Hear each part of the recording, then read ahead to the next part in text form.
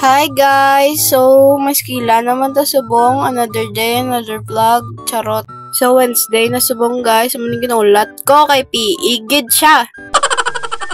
Fast forward guys. Nangusay nagali ko. Para hindi na ko mabulayan karon magusay.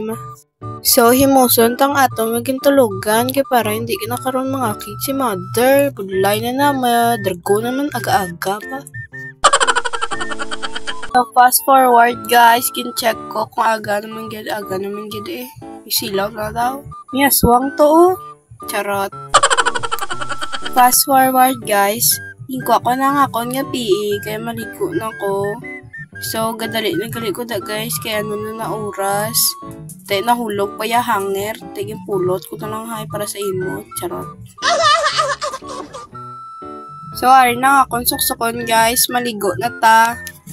A few moments later, a few inches later, 2 hours later, 1 eternity later.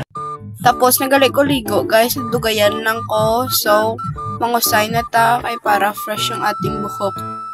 So, makaon na ta kaya na oras basi malate pa ko karon. So, eat well lang dyan, charot.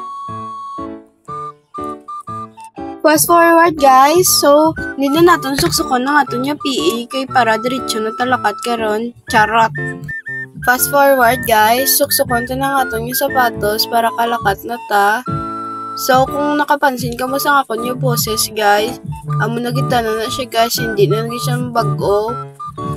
Pata sa iya, why na nagbago, mudya po naggali, charot. Fast forward lang ko anay da guys, wala ko nag-video sa palakat ko sa eskwelahan. Dira lang anay asta. Salamat sa paglantaw guys, thank you.